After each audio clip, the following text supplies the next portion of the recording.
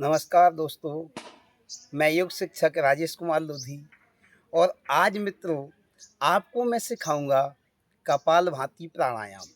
कपालभाति प्राणायाम को कैसे करते हैं मैं आपको आज बताऊंगा और इसके क्या-क्या बेनिफिट हैं, किस तरह इसको करना है, कहाँ करना है, क्यों करना है, क्या-क्या सावधानियां हैं, ये सभी चीज़ें मैं बताऊंगा आपको इस वीडियो के अंदर। ठीक है दोस्तों, तो कपालभाति प्राणायाम का अर्थ क्या होता है पहले आप समझें, तब करें, क्या होता है इससे, क्या नहीं होता है, किस-किस को करना चाहिए, किस-किस को नहीं करना चाहिए। और दोस्तों, एक सभी से निवेदन है कि कपालभाति प्राणायाम हो या अदर कोई भी प्राणायाम हो, बगैर पूरी जानकारी के किसी भी प्राणायाम या आसन को हमें नहीं करना चाहिए। एक दक्ष गुरु की सहायता से हमें प्राणायाम करना चाहिए, नहीं तो अच्छे की जगह बुरे परिणाम यानी दुष्परिणाम उसके हमें मिल सकते हैं। तो दोस्तों आज हम करेंगे कपालभाति प्राणायाम। जैसे कि कपाल जिसका अर्थ होता है, कपाल मीन्स होता है अपना माथा या मस्तिष्क, जो अगला भाग होता है दोस्तों इसको कहते हैं कपाल। भांति मीन्स होता है इसको चमकाना, इस पे ओजस्वता लाना, इस दिमाग को, इस मस्तिष्क को विकसित करना। तो कपाल भांति प्राणायाम से मस्तिष्क हमारा बहुत तेजवान होता है और हमारा चेहरा होता है, जो फेस अपना होता है दोस्तों, ये चमकीला बनता है, इसमें निखार आता है। यह क्या है, सांस को छोड़ना, तेज गति से झटके के साथ सांस को छोड़ना और निष्क्रियता यानी सांस अपने आप ही पेट के अंदर चली जाती है, ये सब कपालभाति प्राणायाम में होता है। जैसे मैं आपको बता चुका हूँ कि खोपड़ी, कपाल मीन्स होता है खोपड़ी अपना मस्तिष्क, और भांति मीन्स होता है इसको चमकाना यानी इसको विकसित करना। चमकाने का अर्थ है दोस्तों चेहरे की जो आगे सुंदरता है उस सुंदरता का निखार करना, और इसका जो मस्तिष्क अपना जिसको हम दिमाग कहते हैं इसको विकसित करना, ज़्यादा से ज़्यादा डेवलप करना, ये सब कपालभाति प्राणायाम के माध्यम से ही हो सकता है दोस्तों। तो हम क्या करेंगे, यह एक शक्तिशाली प्राणायाम है मित्रों, यह एक शक्तिशाली प्राणायाम श्वास लेने की एक तकनीकी है, जो क्या है फेफड़ों को और पेट की मांसपेशियों को बहुत मजबूत बनाता है दोस्तों।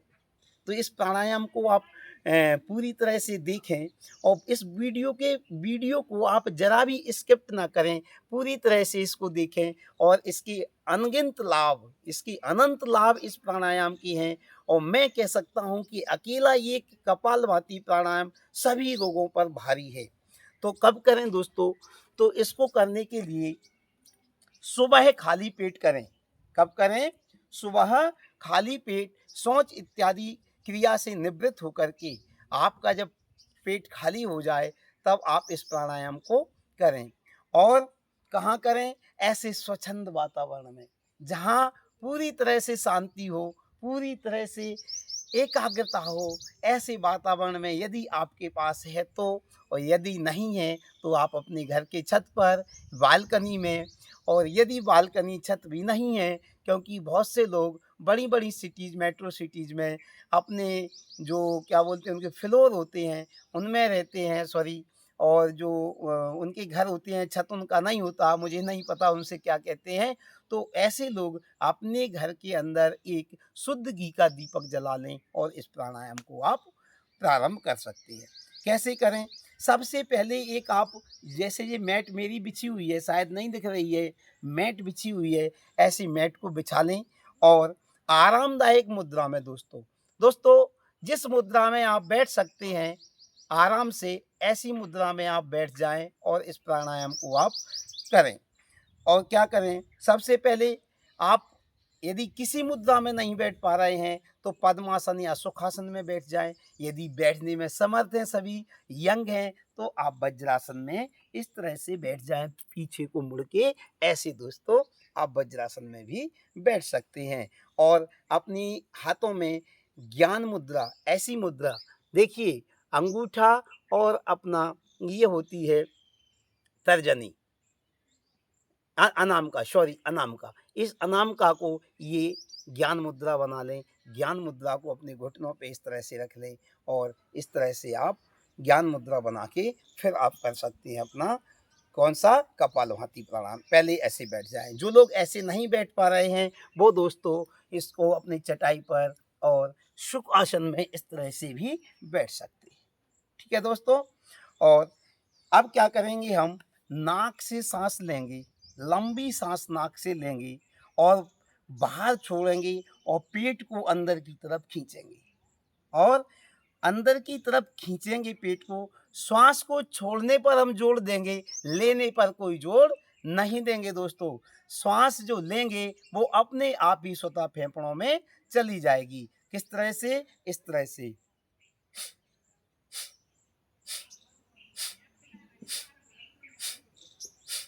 दोस्तों और मैं आपको और अधिक बताऊं तो जिस तरह से कोई वस्तु जब हमारी नाक में कभी फंस जाती है, कोई अपना नाक है इत्यादि कफ बढ़ के जब फंस जाता है, तो फंसने के बाद हम उसको जिस तरह से बाहर निकालते हैं, सरल वे में आपको बताता हूँ, जिस तरह से हम बाहर निकालते हैं और उसी तरह से सेम हमें कपालभाति का स्ट्रोक करना है। जैसे जब अपनी नाक में कोई चीज़ फंस जाती है तो हम किस तरह से निकालते हैं,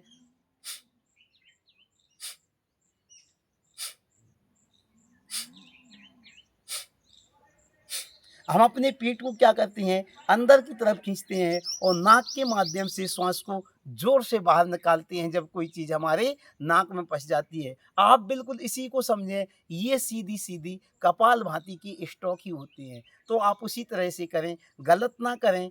वायु को हमें दोस्तों छोड़ना है, लेना नहीं है। लेने के लिए तो अपने आप आ जाएगी, केवल हमें छोड़ने पर, पेट को अंदर की तरफ ले जाने पर बल देना है, ऐसे।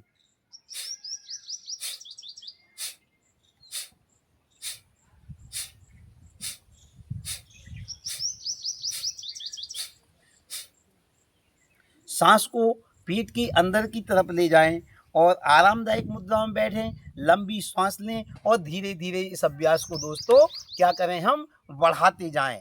धीरे धीरे इस अभ्यास को क्या करें, बढ़ाते जाएं। कब तक करें दोस्तों? कम से कम 5 मिनट और अधिक से अधिक हम 30 मिनट तक इस प्राणायाम को कर सकते हैं। 30 मिनट में हमें जितने भी हमें रोग हैं उन रोगों से मुक्ति मिलेगी। धीरे धीरे एकाएक दोस्तों अचानक पहले ही दिन योगा अधिक जो प्राणायाम है इसका अधिक अभ्यास नहीं करेंगे। सबसे पहले 5-10 स्टॉक करेंगे, धीरे धीरे धीरे और इस क्रम को बढ़ाते जाएंगे। फिर हम 30 मिनट तक भी इस प्राणायाम को कर सकते हैं और 30 मिनट तक ही पर्याप्त रहता है दोस्तों, और अधिक करने की आवश्यकता नहीं होती। यदि आप रेगुलर 30 मिनट इस प्राणायाम को करेंगे तो जितनी भी व्याधियां मैं अभी आगे बताऊंगा वो सभी व्याधियां धीरे धीरे समाप्त होने लगेंगी। अच्छा, एक बात और है दोस्तों कि हम कितनी स्पीड से करें। देखें, आप पहले जब शुरुआत कर रहे हैं तो बहुत धीमी गति से इसका अभ्यास करें, ज्ञान मुद्रा में इस तरह से। और जो व्यक्ति वज्रासन में नहीं बैठ पाते उनको मैं इस आसन में, जिस आसन में मैं बैठा हूं उस आसन में बैठ करके करें। और जो विद्यार्थी हैं, जो पढ़ने लिखने वाले लोग हैं, वो इस योग आसन को, इस प्राणायाम को हमेशा वज्रासन में करें, जिनको कोई तकलीफ इस योगासन में बैठने में नहीं होती है। इस तरह से वज्रासन इसको कहते हैं। इसकी भी अनेक लाभ अनेक होते हैं इसके, इस पर कभी फिर चर्चा करेंगे। शुरुआत में हम चर्चा कर रहे हैं आज केवल कपालभाति प्राणायाम पर। तो कपालभाति प्राणायाम को आप यदि इस तरह से बैठ सकते हैं। कुछ बुजुर्ग लोग भी हैं, उनको घुटनों में दिक्कत होती है, एड़ियों में, एंकल में दिक्कत होती है। ऐसे लोग जबरदस्ती करके इस आसन में ना बैठें, वो लोग केवल अपनी सुख आसन, इस तरह की आसन में बैठ जाएं और फिर इसका अभ्यास करें। तो सबसे पहले चर्चा हो रही थी अपनी कि कितने समय तक करें, तो आप इसको 5 मिनट से लेकर के 30 मिनट तक कर सकते हैं। जो व्यक्ति धीरे धीरे अभ्यास करके 30 मिनट तक करने लगता है उसकी सभी समस्याएं दूर हो जाती हैं। उन समस्याओं का आगे निराकरण करेंगे। और क्या करना है, कितनी स्पीड में करें, कितने स्ट्रोक, हम कितने मिनट में स्ट्रोक लगाएं, ये सभी का एक मुख्य प्रश्न रहता है दोस्तों। तो हम क्या करें, शुरुआत में हम धीमे धीमे करें, धीमे स्ट्रोक लगाएं।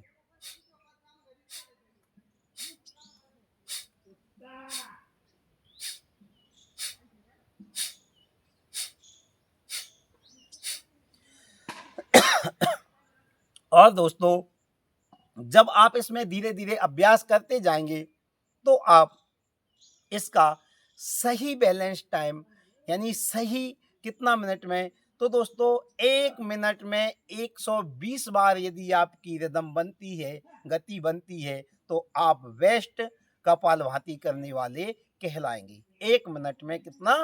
120 बार। तब आपको पूर्णतः सभी रोगों पर आसानी से विजय प्राप्त होने लगेगी। लेकिन इसका रिदम नहीं टूटना चाहिए। और कुछ सभी रोगों में अलग अलग तरह के परहेज होते हैं, उनको भी आप करते रहें, उन पे हम कभी चर्चा करेंगे। और यदि आपको पूछना है तो आप इस वीडियो के कमेंट में करके मुझसे पूछ सकते हैं। ठीक है दोस्तों, वैसे ही वीडियो लंबा हो जाएगा, ज़्यादा हम एक्सप्लेन करेंगे। हमारा मकसद आज केवल कपालभाति प्राणायाम को एक्सप्लेन करना है। तो हम 100, जब दक्ष धीरे धीरे होशियार होते जाएं तो 120 बार भी हम इस तरह से कर सकते हैं।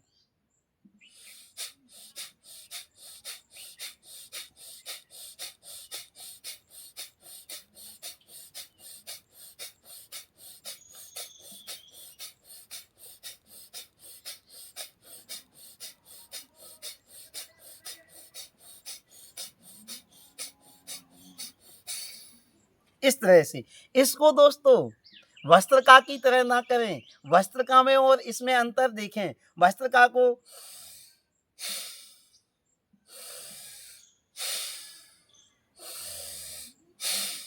वस्त्रका में स्टॉक नहीं लगाया जाता और इसमें स्टॉक लगाया जाता है। सांस को छोड़ने पर, मैंने आपको पहले ही बता दिया है, जिस तरह से नाक में कोई फंस जाती है वस्तु या किसी चीज की कोई कोई पदार्थ नाक जाम हमने होने लगती है, जब हमें जुकाम होने लगता है दोस्तों, तो हम जिस तरह से हम अपनी श्वास को उस नाक को बाहर निकालने के लिए अंदर से फेफड़ों से और पेट को अंदर की तरफ करके दम लगाते हैं, वो ही प्रक्रिया सेम टू सेम और कपालभाति होती है। ऐसे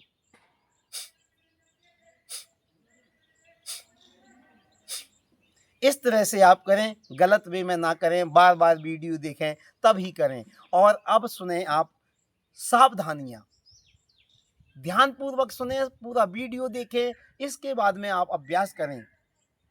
उच्च रक्तचाप वाले रोगी, जिनका ब्लड प्रेशर हाई होता है, ऐसे लोग इस प्राणायाम को ना करें। और यदि करें तो बहुत धीमे धीमे करें, जब ब्लड प्रेशर आपका नॉर्मल हो।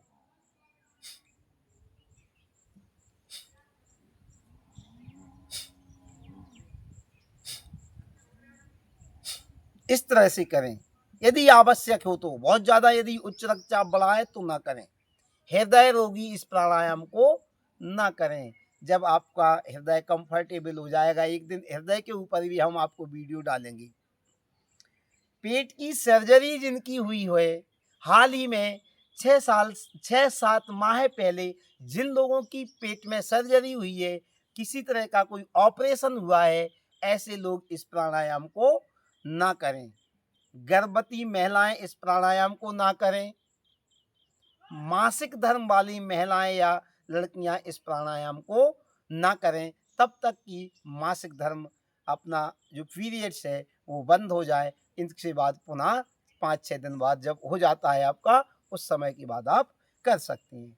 सांस रोकते और समय पेट को अंदर की तरफ खींचें, ये आप सावधानी रखें दोस्तों।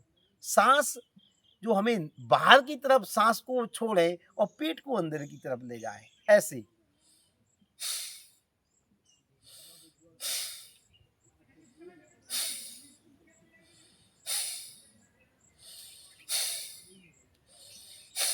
इस तरह से यदि जिनको चक्कर आते हैं, जो जल्दी थक जाते हैं, जिनके शरीर में वीकनेसता है, कमजोरी है, और यदि आप इस प्राणायाम को करते हैं, आपको चक्कर आने लगते हैं या कमजोरी महसूस होने लगती है, तो आप इस प्राणायाम को तुरंत बंद कर दें, ना करें।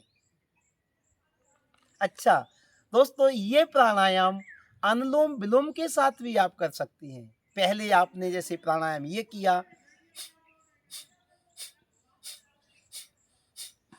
कपालभाति किया, इसके बाद दोस्तों आप अनुलोम विलोम, जो कि मेरा पिछला जो पहले वीडियो डाल चुका हूँ उस वीडियो को आप देखें। इनका ज़्यादातर जोड़ा होता है भस्त्रिका का, अनुलोम विलोम का और कपालभाति का। दोस्तों यदि आप ये तीनों तरह के व्यायाम ही करते हैं, दौड़ भाग नहीं कर पाते, तो आपका जीवन रोगों से मुक्त रहेगा। थोड़ा सा आप परहेज जो चीज़ें आप वात के व्यक्ति हैं या आपका वात दोष प्रधान है या पित्त दोष प्रधान है या कफ प्रधान है, ये आप जानकारी मिला के थोड़ा सा चीज़ों का परहेज करते रहें और प्राणायाम से ही यदि आप रहते हैं तीनों से, तो आपका जीवन सुखपूर्वक बीतेगा। प्राणायाम के 30 मिनट तक पानी न पिए दोस्तों। इससे क्या होता है, पी सकते हैं आप, यदि आवश्यकता है तो गुनगुना पानी पी सकते हैं, लेकिन यदि आप ठंडा पानी पीते हैं तो अपने जो दोष हैं, जो वात पित्त कफ है, ये बिगड़ सकता है दोस्तों। इसलिए जहाँ तक संभव है ना पिएं और यदि आवश्यकता है तो गुनगुना पानी पी सकते हैं। यदि आपको बुखार आता है दोस्तों, दस्त लगते हैं और अतिरिक्त शरीर में कमजोरी है, तो चक्कर आने पर इस प्राणायाम को ना करें दोस्तों। अब इसके लाभ सुने, इसके लाभ क्या क्या होती है। यह प्राणायाम पाचन शक्ति को बढ़ाता है, पेट के लिए मजबूत बनाता है, जठराग्नि को बढ़ाता है, उद्दीप्त करता है पाचन शक्ति। यदि आप दोस्तों लगातार इसका 6 माह या 1 साल तक अभ्यास करते हैं, तो मैं ये आपको गारंटी देता हूँ आपके शरीर में किसी तरह की पाचन शक्ति संबंधी पाचन आपका कभी कमजोर नहीं रहेगा। आप जो चाहें वो खा सकते हैं और उसको आप पचा सकते हैं। लेकिन प्राणायाम आपको कम से कम 30 मिनट दोस्तों करना पड़ेगा। शरीर को ये डिटॉक्स करता है, यानी हमारी जो शरीर में, जो बॉडी में जो हम कहें विषाक्त पदार्थ हैं, जिनको हम अंदर ले रहे हैं। आज की केमिकल भरी दुनिया में कितनी तरह के हम केमिकलों को खा रहे हैं और प्रतिदिन सब्जियों में केमिकल, हमारे अन्न में केमिकल, दुनिया की हम केमिकल की चीज़ों खा खा के हम विषाक्त होते जा रहे हैं। विष जो पदार्थ है, पदार्थों में जो विष भरा हुआ है वो शरीर में चला जाता है। तो उसको डिटॉक्स करने के लिए, उसको शरीर से बाहर निकालने के लिए हमें प्राणायाम करना चाहिए। हम आज लेजी हो गए हैं, आलसी हो गए हैं, प्राणायाम के लिए समय नहीं है और हम प्रतिदिन पसीना हम अपनी बॉडी से बाहर नहीं निकाल पा रहे हैं, इसलिए हम जल्दी बीमार हो रहे हैं। यदि आप प्राणायाम करते हैं और आप अपना खान पान संयम रखते हैं तो आप कभी बीमार नहीं होंगे दोस्तों। और ये जो प्राणायाम है ये रोग प्रतिरोधी क्षमता को बढ़ाता है। अपने शरीर में जो लड़ने की क्षमता होती है रक्त में, जो अपना रक्त जिस तरह का होता है और उसमें ये इस प्राणायाम को करने से प्रतिरोधी क्षमता, रोगों से लड़ने की क्षमता ये प्राणायाम बढ़ाता है। दिमाग की कार्य क्षमता को बढ़ाता है। दिमाग में किसी तरह की हम जो चीज़ें भूल जाते हैं, वो चीज़ें यदि आप इसका अभ्यास करेंगे तो धीरे धीरे करके हम अपने दिमाग को संतुलित कर लेते हैं। वजन को कम करने में सहायक है यह प्राणायाम, लेकिन आपको थोड़ा अपने खान पान पर कंट्रोल रखना पड़ेगा। जैसे वसा वाली, चिकनाई, ये चीज़ें, थोड़ी तली भुनी चीज़ें नहीं खाएंगे। इस प्राणायाम को आप लंबे समय तक अभ्यास करेंगे तो आपको बिल्कुल ही लाभ मिलेगा इस प्राणायाम से। पेट की चर्बी कम करता है इस प्राणायाम को करने से, क्योंकि इसका मुख्य काम पेट का रहता है।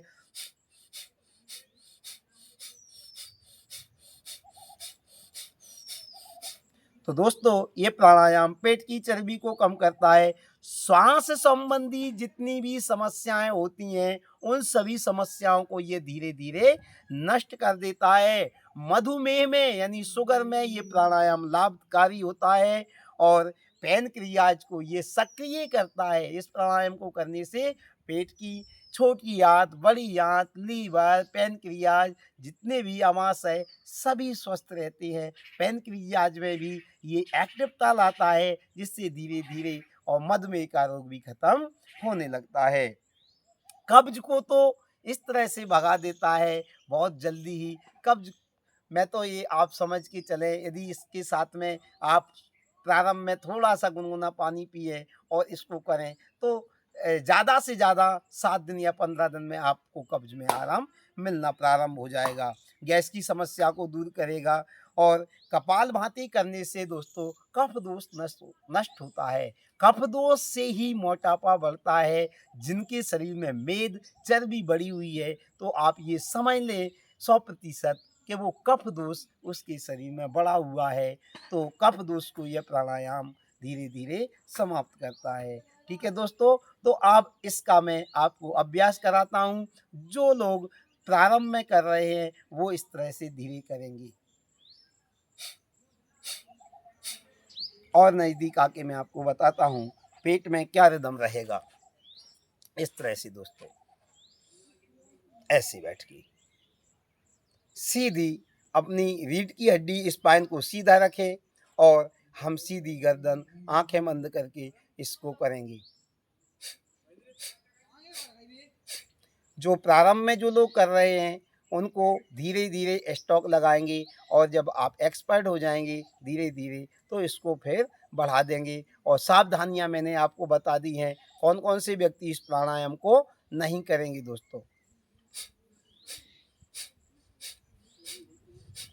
ज्ञान मुद्रा में बैठ जाएं और यदि नहीं भी होती ज्ञान मुद्रा तो आप जिस तरह से कंफर्टेबल हो उस तरह से बैठ जाएं। वैसे विद्यार्थियों के लिए दोस्तों वज्रासन में ही बैठना चाहिए, तभी इसका अच्छा लाभ मिलता है। इस तरह से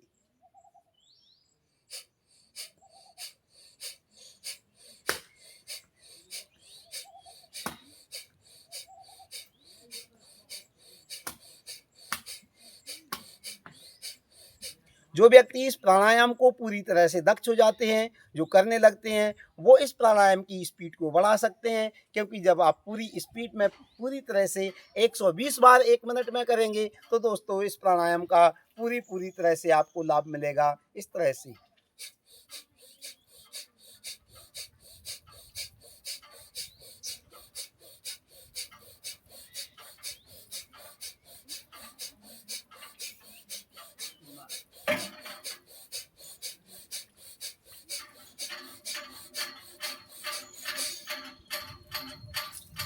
तो दोस्तों इस तरह से इस प्राणायाम को आप करिए, रोगों से दूर भागिए, नित्य प्रतिदिन करिए। और कुछ आपका जो परहेज रहता है अलग अलग रोगों में उस परहेज को करते रहिए। और इस वीडियो के ज़्यादा से ज़्यादा आप शेयर करिए, लाइक करिए, सब्सक्राइब करिए। और इस वीडियो से संबंधित आपको जो भी क्वारी जो जानकारी चाहिए उसको आप कमेंट बॉक्स में टाइप करिए। क्या क्या आपको समस्या है और आपको क्या दिक्कत है, आप कर सकते हैं या नहीं कर सकते, मैंने डिटेल में बता दिया है। किसी भी प्राणायाम को करने से पहले आप उसको पूरी तरह से समझ लीजिए, उसके लाभ हानि समझ लीजिए, कैसे करना है। गलत तरीके से ना करें, गलत तरीके से करने पर इसको आपको हानि भी हो सकती है। किसी योग प्रशिक्षक की जो प्रशिक्षित व्यक्ति है, योगाचार्य है, योग टीचर है, उसकी देखरेख में आप करें और फिर धीरे धीरे आप होशियार हो जाएं तो आप अपने आप कर सकते हैं। और ऐसे वीडियो देखने के लिए आप हमारे चैनल को दोस्तों लाइक सब्सक्राइब जरूर करिए। हमारा मोटिवेशन बढ़ता रहे, हमें ऊर्जा मिलती रहे आपके कमेंटों से। और ऐसे ही आप हम पे प्यार बनाए रखें। गुरुकुल ज्ञान चैनल को आप ऊंचाइयों तक ले जाएं। सब्सक्राइब करें, लाइक करें, अगले वीडियो का आप इंतजार करें। जय श्री कृष्णा, राधे राधे दोस्तों।